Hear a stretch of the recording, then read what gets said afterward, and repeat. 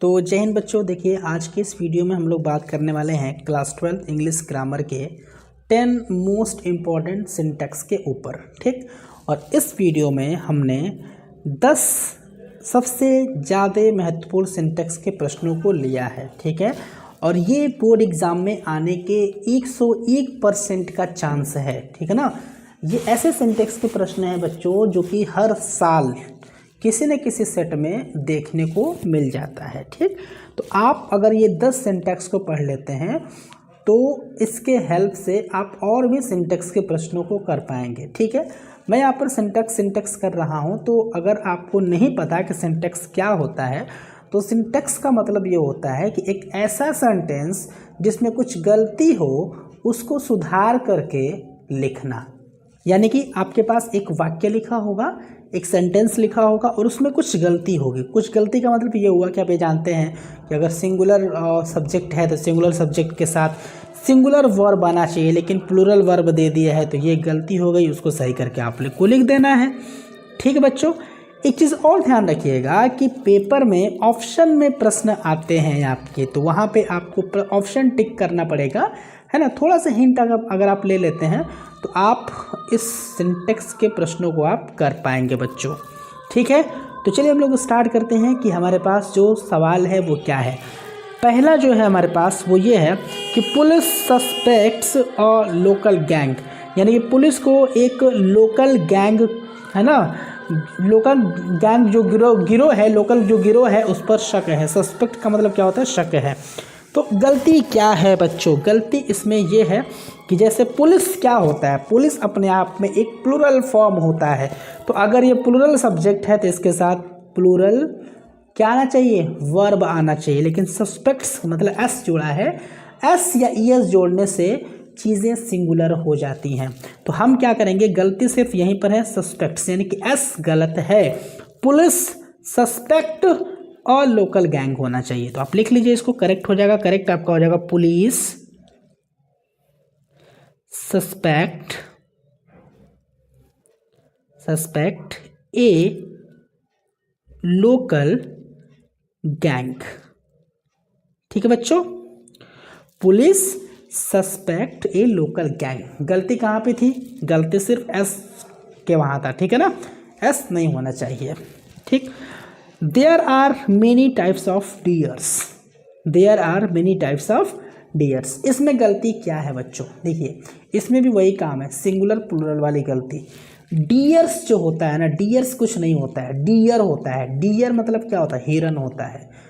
Dear मतलब क्या होता है? हिरन होता है। डियर का जो प्लूरल होता है वो भी डियर ही होता है। डियर्स का कोई मतलब नहीं है बच्चों, यहाँ पे गलती क्या है? डियर्स है। करेक्ट हो जाएगा हमारा there are many types of deer. There are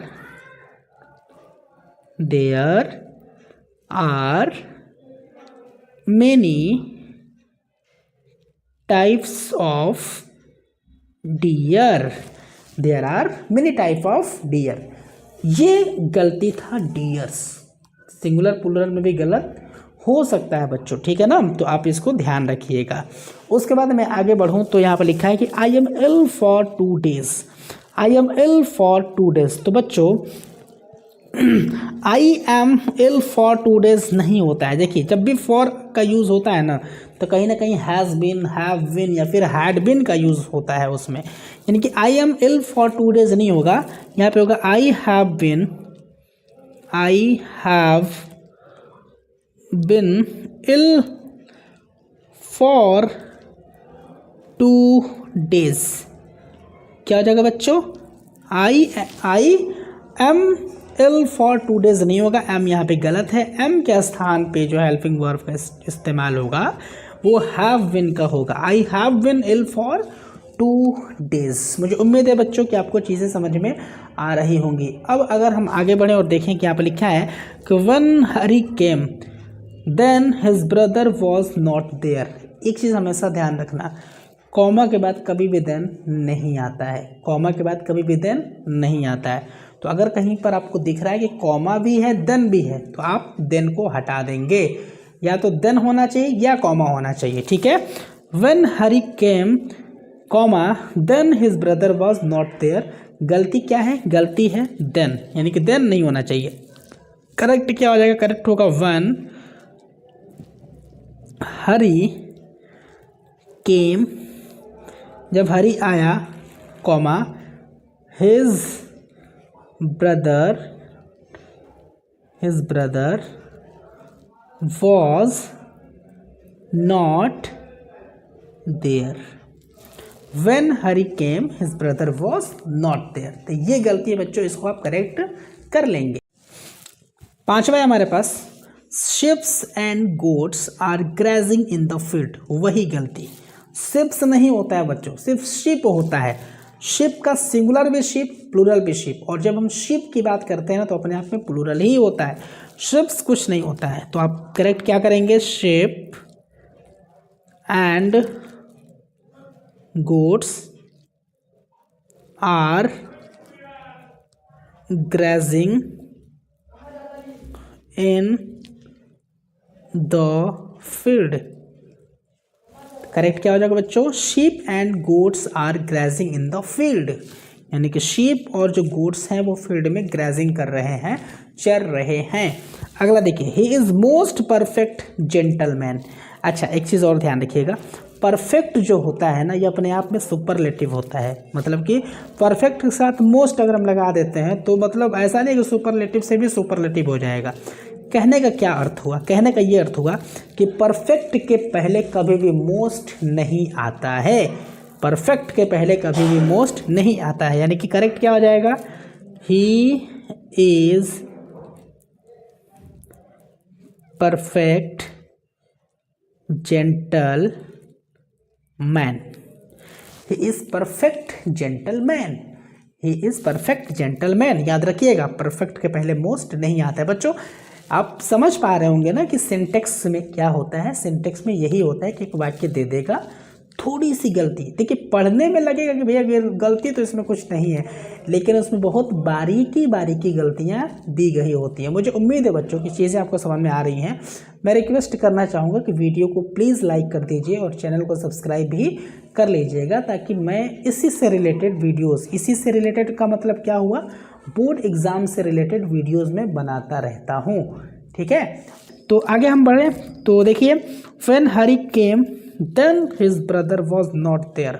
मुझे बताने की ज़रूरत नहीं बच्चों कि इसमें गलती कहाँ पे है। अभी हमने बताया कि कॉमा के बाद देन नहीं आना चाहिए, यानी कि सही क्या होगा, व्हेन